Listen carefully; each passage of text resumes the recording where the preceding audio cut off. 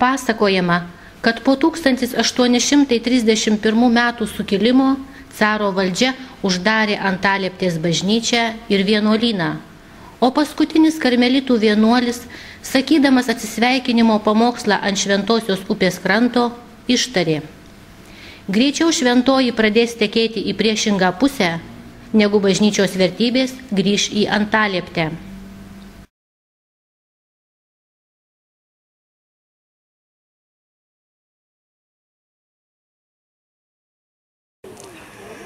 Kalnų mes neturim groblėtų, šventoji vingiuoja ramiai. Čia žemė visų numylėta, Antalieptė mūsų namai. Miškai čia sargybon sustoja, aplinkui melsvi ežerai.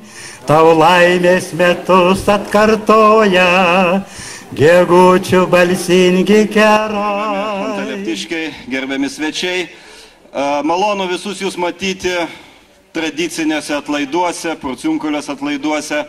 Na ir tai perauga turbūt ne vien tik tai į šventovės pagerbimą, dalyvavimą, bet taip pat ir tokį kaimo festivalį atvykę ir svečiai iš kaimininių rajonų. Ir manau, kad jūs tikrai gražiai praleisite čia laiką, gražiai pabendrausite vieni su kitais.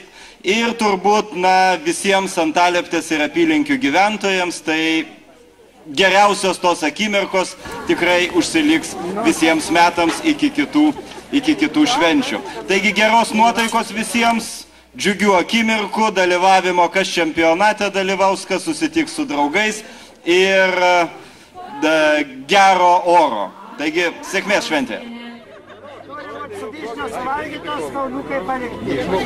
Įsraupt negalima, galima tik sušauktis ir bulvės. A jeigu nesraupt, nuo dėmesio, važiuojam! O kas 15? Kaip šuniškas lakimas. Ne, čia jau neprikipsi nieko, spartus ir...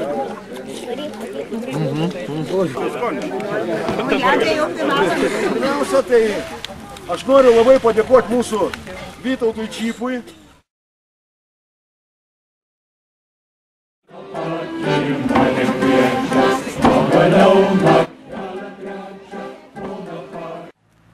Labą dieną.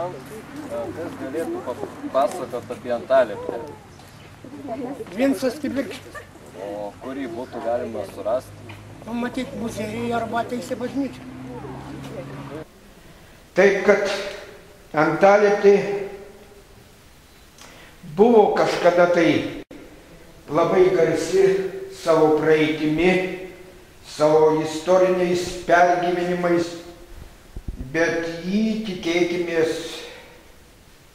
bus žinoma ir ateityje. Nes buvę vienuoliai, karmelitai, jie neatsitiktinai pasirinko tą nuostabų gamtos kampelį.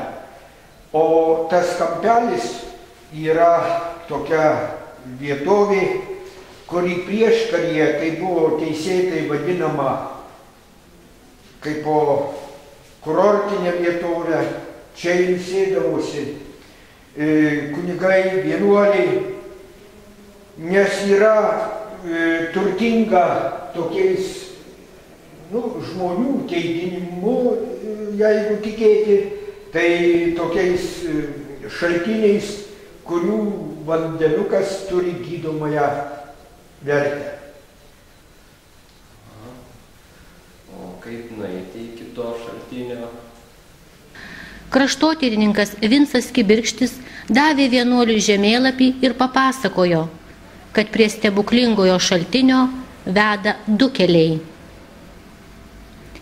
Ši kelionė užtruks laike, mąstė vienuolis, todėl pasilieku nakvoti neveikiančiame vienuolyne, o rytoj pratęsiu pažintį su Antaliepte.